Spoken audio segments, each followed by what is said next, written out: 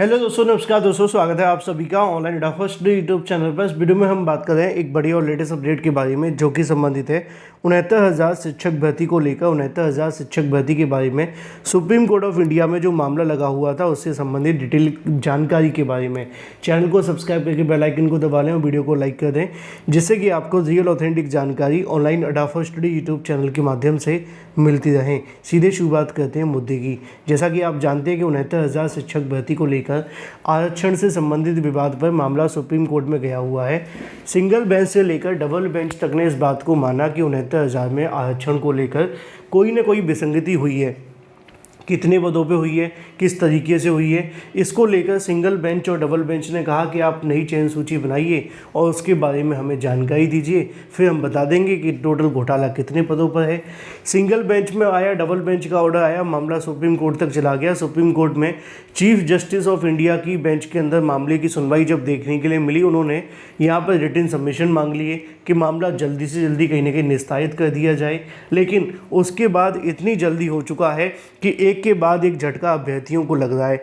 अब आज इस मामले पर सुप्रीम कोर्ट ऑफ इंडिया में सुनवाई लगी हुई थी। मैंने आपको बताया था कि मैं देर शाम को आकर के आराम से आपको जानकारी दे दूंगा, क्योंकि उसकी वजह थी, मुझे पता था कि इस मामले पर हमेशा की तरह वही होगा जो होने जा रहा है, और हुआ भी वही। आज अगर इस बात की जाए कि सुनवाई में क्या हुआ, तो सुनवाई में जो अब तक की सुनवाइयों में हुआ है, सेम वही देखने के लिए मिला, यानी कि मामले को फिर से टाल दिया गया। अब ये कब तक टाला गया है? ये मामला टाला गया है 18 मार्च 2025 तक। ठीक है, 2025 में अब आप जानते हैं कि मार्च के बाद में अप्रैल का महीना ही बस बचा है।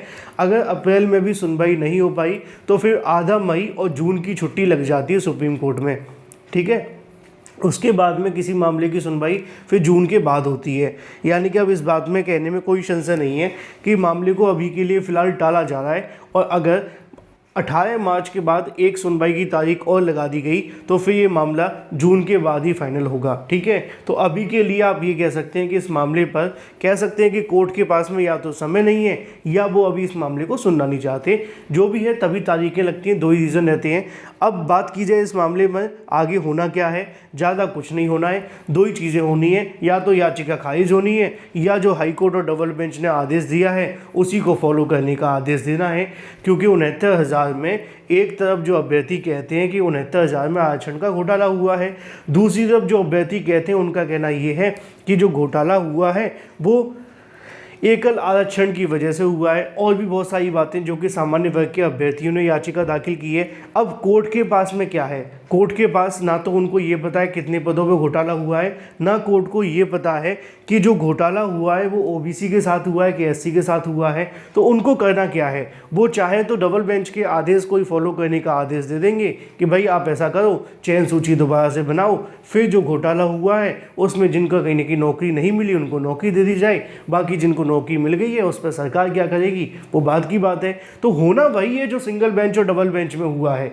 सुप्रीम कोर्ट से बहुत ज़्यादा नया नहीं होगा, लेकिन चूंकि जब तक आदेश नहीं आ जाता तब तक ये मामला गोल गोल घूमता रहेगा। अब एक बार फिर से मामला गोल घुमा दिया गया है। कह सकते हैं कि एक महीने के लिए गाड़ी निकल गई है, सवा महीना ही है वैसे तो, और उसके बाद भी उम्मीद कम है कि जल्द इस मामले पे कुछ होगा। लेकिन उम्मीद कर सकते हैं अब 18 मार्च 2025 की जो भी जानकारी होगी वो आपको दे दी जाएगी। Thank you for watching this video.